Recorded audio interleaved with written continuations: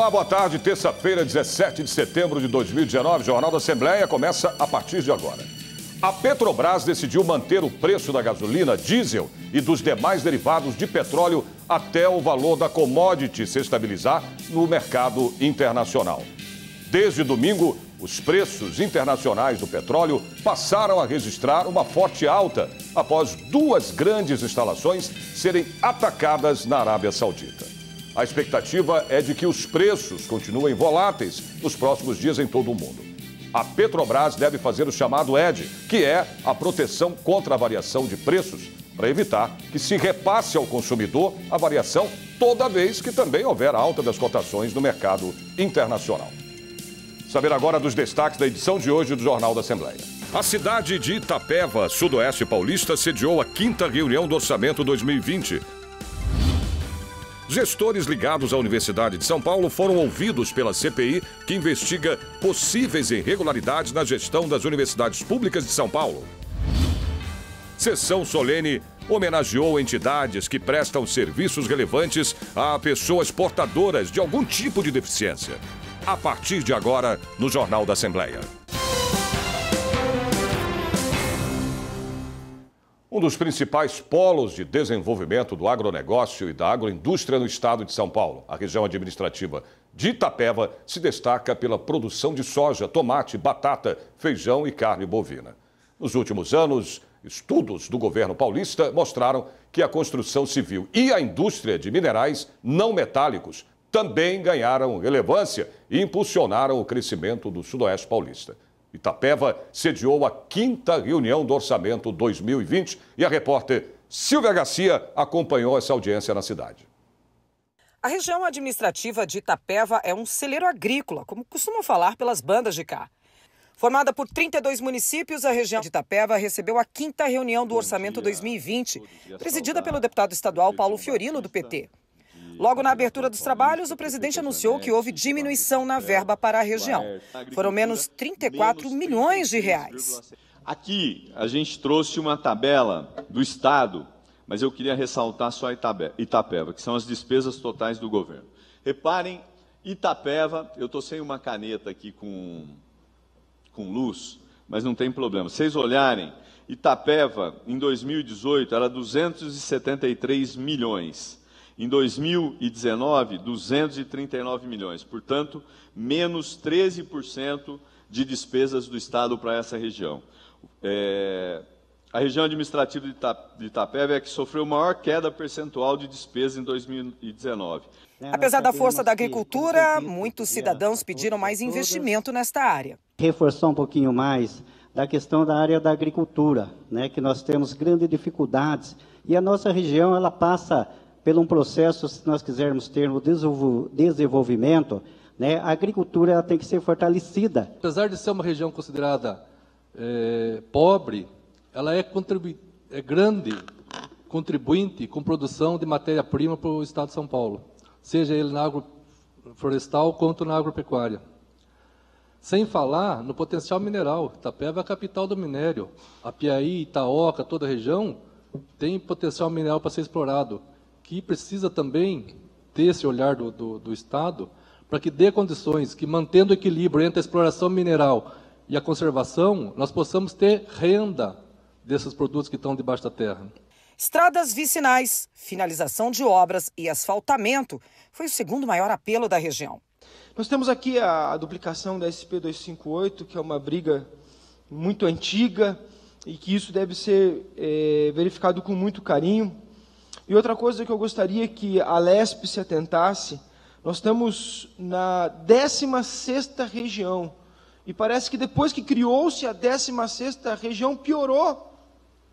Porque a gente virou 16ª, falei, puxa, agora vai melhorar, vai vir mais recursos, a gente vai ter condições melhores. Mas a gente vê aqui o governo do Estado sinalizando que vai reduzir o investimento e vai reduzir o custeio. Gente, reduzindo investimento, ele está reduzindo trabalho, ele está reduzindo renda das pessoas e, principalmente, reduzindo a capacidade de vir empresas, desenvolvimento aqui para a nossa região. A questão nossa, presidente, é a acessibilidade, estradas vicinais, estradas estaduais, que o Estado deixa a desejar muito sempre. Nossa estrada que liga a Piaí, Itaoca, Itaoca, Piaí, está um percalço, não conseguimos passar. A SP 249 também, a obra tem que ser concluída, como já foi falado aqui. Isso é uma demanda que nós necessitamos urgentemente. Estrada que liga a Piaí a Iporanga, e assim Iporanga, Pariqueraçu, Eldorado, toda aquela região do Baixo Vale também, muito precisa de investimento em estradas rurais e estaduais urgentemente. Solange Penha, o representante da APOESP, o Sindicato dos Professores de Ensino Oficial do Estado de São Paulo, pediu mais transparência no orçamento do governo e mais verbas para a educação. De que forma garantir na lei para que seja mais transparente também o orçamento do Estado para nós, né? Como que a gente pode acompanhar um pouco as questões de contingenciamentos na área da saúde, da educação, para que a gente possa acompanhar? Não são transparentes, inclusive as renúncias fiscais de algumas empresas, a gente não sabe também quais empresas e para que benefício foi e por que foi. Alisson Garcia ainda falou que na escola que trabalha não existe material básico para o professor dar aula. As escolas estaduais, elas estão sucateadas, né?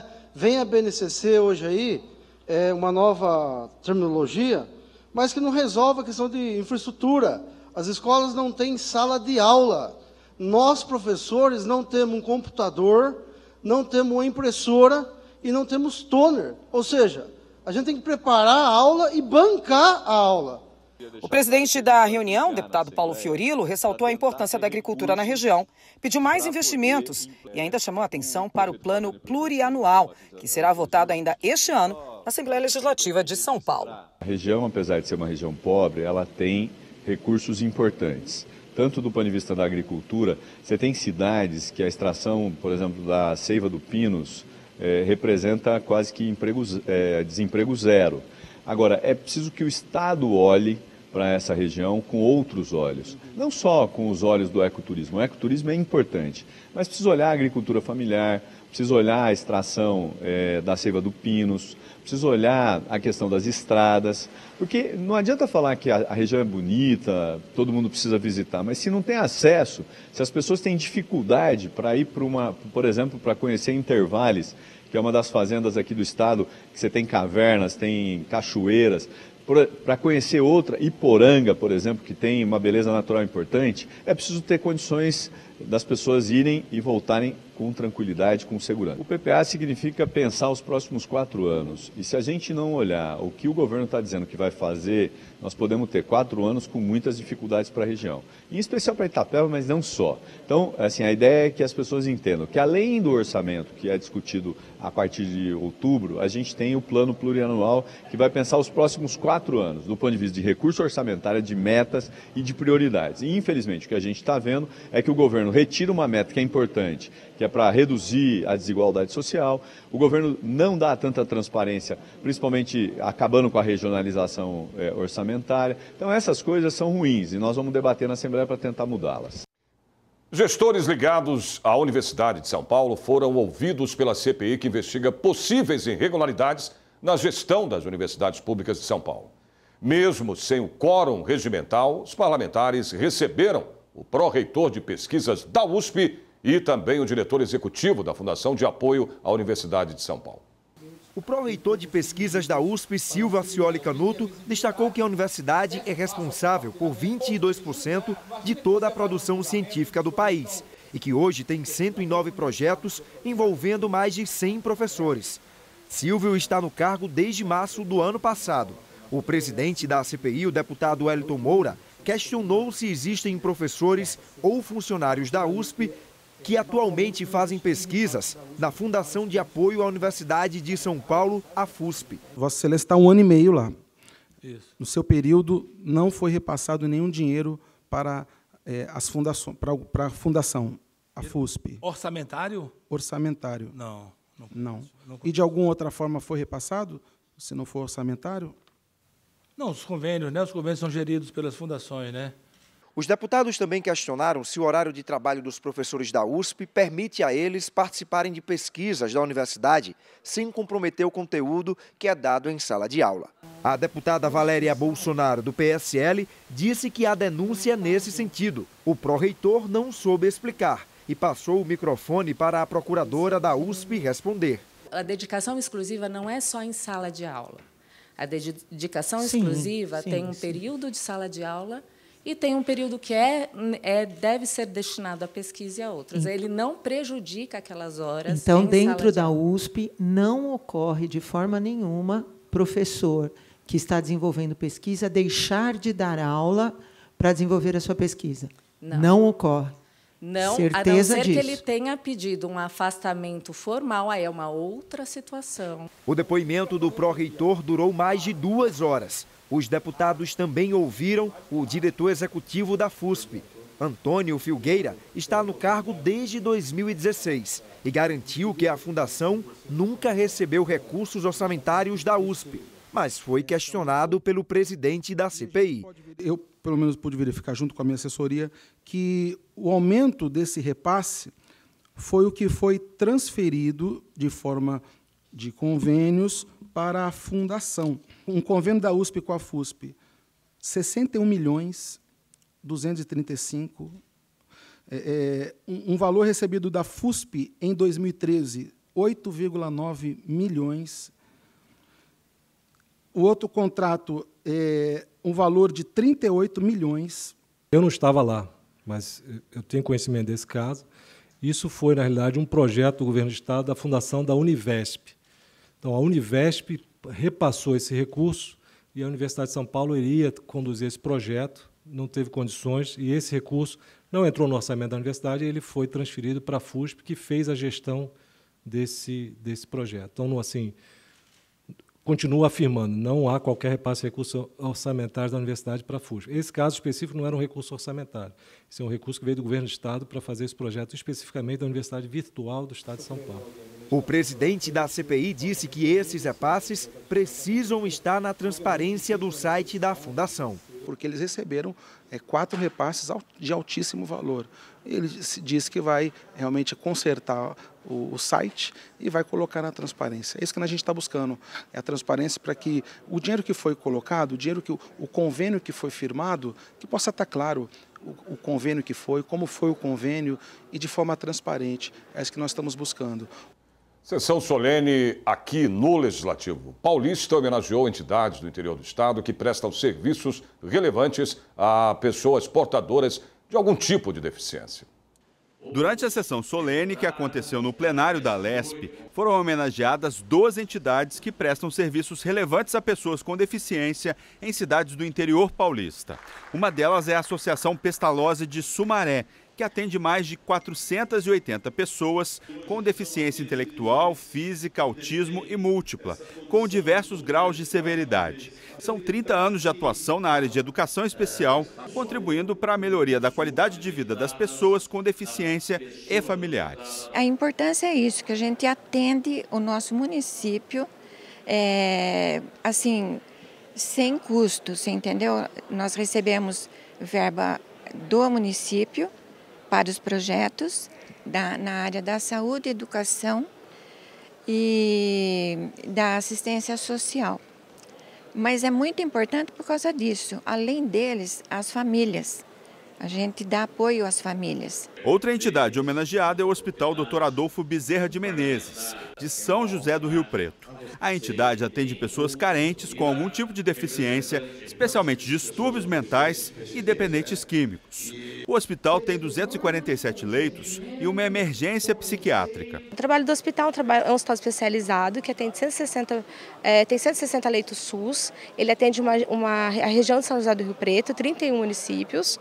E hoje a gente tem dentro do nosso serviço uma emergência psiquiátrica e fica aí à mercê de atender essa população de mais ou menos uns 500, 600 mil habitantes. A sessão solene foi proposta pelo deputado estadual Dirceu Dalben. A sessão solene, qual é o objetivo que é? Reconhecer o trabalho e incentivar esses voluntários para que continuem prestando esse trabalho. É de suma importância para a sociedade ter pessoas que fazem dessa atividade um sacerdócio. E o objetivo do deputado Dirceu Dalben, da Lesp, de todos os deputados na minha pessoa aqui representando, é fazer com que essa honraria seja estendida ao interior do Estado e com isso incentivar as entidades a continuar prestando esse serviço tão relevante para a nossa sociedade.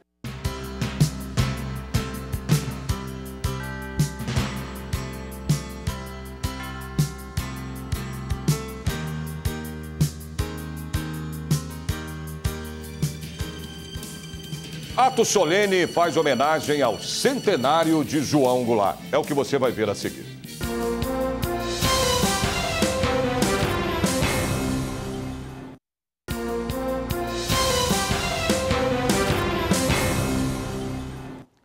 Os deputados que compõem a CPI da FURP se reuniram hoje e a repórter Silvia Garcia traz agora as informações. Olá, Sérgio. Boa tarde para você, boa tarde a todos. A 20ª reunião da CPI da FURP começou agora há pouco. Em pauta, um item: a oitiva do ex-secretário da Saúde do Estado, o senhor Giovanni Guidocerri.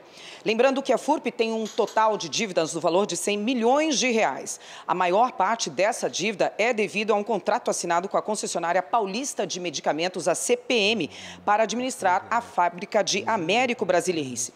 Lembrando também que este contrato custou 7 vezes a mais para os bolsos do governo. E quem estava à frente da secretaria na época em que esse contrato foi assinado é o então ex-secretário que está sendo ouvido agora na parte desta manhã, numa oitiva, o secretário Giovanni Guidocerri. A cobertura completa do que aconteceu na 20ª reunião da CPI da FURP você acompanha durante a nossa programação ou então na edição de amanhã do Jornal da Lespe. Volto com você, Sérgio. O Brasil perdeu 193 bilhões de reais no ano passado com o contrabando de mercadorias, segundo o Fórum Nacional contra a Pirataria. Esse número é 32% superior às perdas de 2017. É o maior crescimento anual desde o primeiro estudo há 5 anos. Desenvolver políticas eficientes de combate a esse tipo de crime ainda é um desafio. Por isso, foi lançado aqui na Assembleia Legislativa uma frente de combate ao contrabando de mercado ilegal.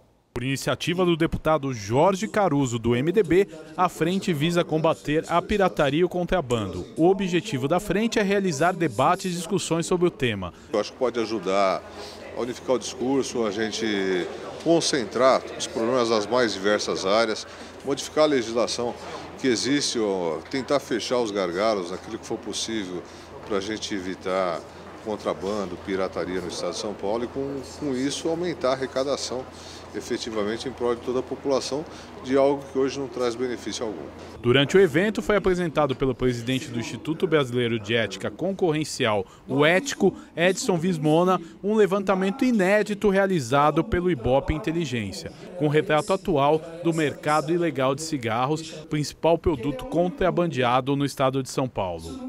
Poderemos ter projetos de lei importantes, porque essa é a necessidade que nós temos muitas vezes, o poder público ter o respaldo de uma lei que fortalece a ação de combate a essas práticas delituosas, essas práticas criminosas.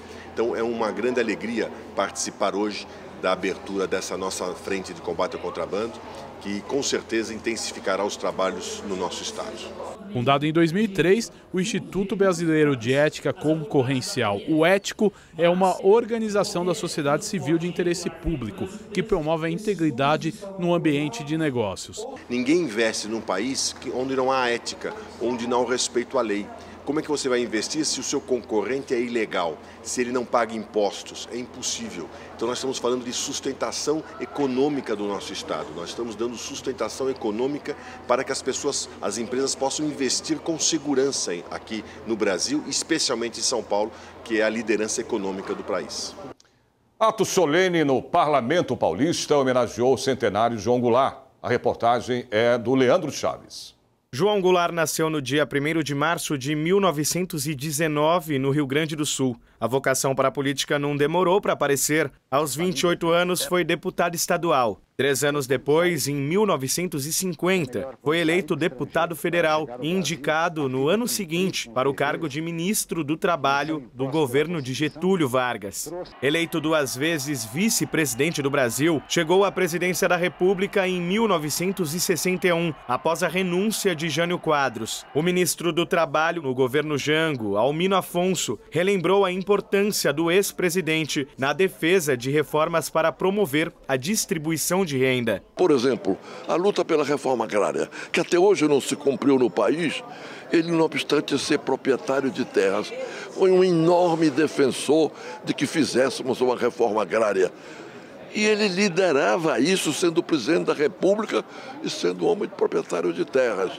Enfim, toda a história dele foi admiravelmente, eu diria, consagrada aos interesses sociais, às liberdades públicas, eu diria, ao amanhã do país. João Goulart governou o país até abril de 1964, quando se tornou exilado político após a derrubada militar. Morreu em seu apartamento no município de Mercedes, na Argentina, supostamente após uma parada cardíaca. Mas a causa da morte ainda é investigada. O presidente do Instituto, João Goulart, cobra um aprofundamento maior das investigações. O inquérito continua aberto no Ministério Público do Rio Grande do Sul. E nós estamos esperando a oitiva dos Estados Unidos, né, que os agentes que são nomeados nestas investigações sejam ouvidos. Nós esperamos que a história, como está se colocando, nós estamos há 55 anos do golpe de Estado em 1976, ou seja, há mais de 40 anos da morte de Jango, e continuamos falando na necessidade de resgatar essa história, resgatar essa memória, porque afinal de contas ele se torna o único presidente constitucional de nosso país, da República até os dias de hoje, a morrer no exílio, lutando pela liberdade, pela democracia e pela justiça social do nosso país. Como uma forma de homenagear o centenário de João Goulart, um ato solene, de autoria da deputada Alessi Brandão, do PCdoB, foi realizado na Assembleia Legislativa do Estado de São Paulo. Nós estamos resgatando isso aí para mostrar que tivemos na história do Brasil homens valorosos que lutaram pela democracia, homens que lutaram pelos trabalhadores, né?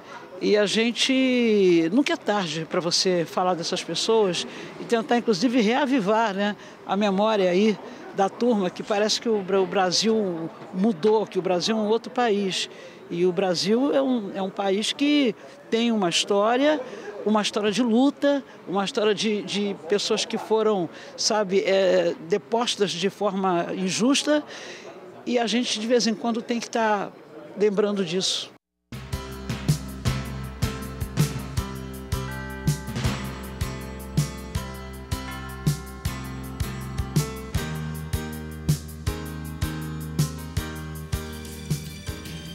O Instituto do Legislativo Paulista debateu a questão dos defensivos agrícolas no agronegócio. Você vai ver em instantes.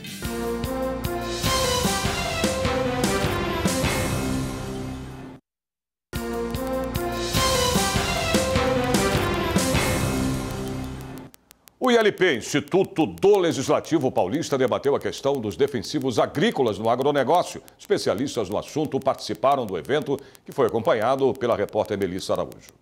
O deputado Frederico Dávila, do PSL, promoveu palestra em parceria com o Instituto Legislativo Paulista, o ILP, para desmistificar o uso do agrotóxico no agronegócio. O que nós temos que desmistificar a questão dos defensivos para a população urbana é justamente para ela não ficar identificada, não cair na armadilha que muitas empresas e interesses comerciais e pessoas querem, que é o que mostraram aqui os dois palestrantes, que é criar um problema para vender uma solução. O jornalista Nicolas Vital, autor do livro Agradeça aos Agrotóxicos por Estar Vivo, aponta dados oficiais da FAO, Organização das Nações Unidas para Alimentação e Agricultura, que demonstram que o Brasil não é o campeão do uso de agrotóxicos como tem sido veiculado nos últimos tempos. É importante tanto desmistificar essa questão para o mercado internacional quanto para o mercado doméstico, porque o que se vê hoje é uma grande campanha difamatória, né, em relação a esses produtos que levam medo à população e não geram solução para nada. Fabrício Rosa, diretor executivo da AproSoja Brasil, explicou como a tecnologia tem sido fundamental para melhorar a produção agrícola e diminuir o uso de defensivos nas lavouras. A agricultura brasileira está passando por uma grande revolução, a revolução dos biológicos, onde nós cada vez mais estamos usando ferramentas sustentáveis, com menos utilização dos químicos, mas nós também estamos numa nova era da utilização de muita tecnologia embarcada, principalmente nos tratores, nas máquinas, onde você vai conseguir fazer um manejo com utilização cada vez menor também dos produtos químicos. O deputado Frederico Dávila comenta que dezenas de substâncias são usadas em menor escala como pesticidas, mas também são receitadas pelos médicos ou utilizadas no dia a dia dos lares brasileiros. A maioria das empresas que fabricam defensivos agrícolas são as mesmas empresas que fabricam remédios, salvo raríssimas exceções. E é muito interessante, como bem disseram aqui os dois palestrantes, você licencia produtos em Israel, na Alemanha, nos Estados Unidos, no Japão, na Austrália e passam por órgãos de fiscalização severíssimos nesses países. E aí chega aqui no Brasil, um iluminado aparece lá na Anvisa, no IBAMA, no Ministério da Saúde, dizendo que o produto pode oferecer risco à saúde. Ou seja, nós estamos tão bem assim, a ponto de estar avalizando ou não produtos que foram desenvolvidos nesses países que eu citei logo atrás? Não. Realmente você identifica aí que são interesses comerciais gigantescos e, de novo, cria-se um problema para você poder vender a solução. Cria-se a chuva para você vender o guarda-chuva. Uma nova esperança para jovens que entraram para o difícil mundo das drogas e do crime. O projeto social no estado de São Paulo já recuperou mais de 3.000 pessoas e recolocou de volta à sociedade. O presidente em exercício da Assembleia Legislativa, Gilmacy Santos, do Republicanos, recebeu aqui no Parlamento Paulista jovens recuperados do projeto Socioeducativo Brasil da Igreja Universal do Reino de Deus. São jovens que cresceram dentro de uma Fundação Casa. Pessoas que não conhecem outra vida, que não conheciam outra vida a não ser a vida do crime. Hoje são jovens recuperados, pessoas que saíram dessa situação, estão totalmente recuperados, estão trabalhando de forma diferente. E eu fiz questão de fazer eles conhecerem isso aqui, para eles entenderem realmente como é que funciona o Estado, como é que funciona a Assembleia, como é que funciona tudo, para eles terem uma nova visão de vida, né? O projeto atende crianças e jovens que entraram para o mundo do crime e das drogas e até hoje já foram recuperados cerca de 3.000 jovens. A igreja atende cerca de 20.000 jovens em todo o território nacional. Garotos que deixaram de viver uma vida no anonimato do crime para viver uma vida de paz. Hoje nós temos empresários, meninos que foram recuperados. De que forma? O trabalho socioeducativo, ele abrangeu uma parte esquecida pela sociedade. Porque quando o menor sai dessa medida, para onde ele vai? Vai para a rua, volta para a sua comunidade. Então criou-se uma opção, através dos projetos do futebol, de teatro, de música, porque o adolescente ele sempre é envolvido em alguma coisa, é a mente em formação. O projeto explica para os jovens a importância da evangelização dentro do Centro de Reabilitação para Menores e luta pela recuperação para que os atendidos sejam reinseridos na sociedade. Lucas Gabriel Gomes, de 24 anos, saiu do tráfico de drogas e agora está reabilitado para a sociedade. Ele conta como o projeto ajudou na sua recuperação e como sua vida é hoje. Eu terminei os estudos hoje, com 24 anos. Hoje eu trabalho, tenho uma profissão de design gráfico e tenho uma vida espiritualmente, o problema que eu tinha no passado dentro de mim já resolvida, graças a Deus. O presidente Gilmacy Santos explicou aos jovens o funcionamento do Parlamento Paulista e apresentou as dependências da casa e presenteou com um exemplar da Constituição do Estado. Todo ser humano, quando ele tem uma chance, uma oportunidade, ele muda. O problema é que muitas vezes a sociedade, até por aquilo que tem acontecido, não tem acreditado muito que há recuperação, principalmente dos jovens. Mas aqui nesse projeto nós temos visto que há recuperação. Aqui nós temos só um pouquinho daquilo que tem sido feito. Nós temos mais de 3.000 jovens totalmente recuperados da vida do crime, com outra vida, com outra visão. Então é muito importante isso, sim. Gilmacy, que é primeiro vice-presidente da Alesp, está em exercício da presidência por 5 dias, enquanto o presidente Cauê Macris substitui o governador João Dória.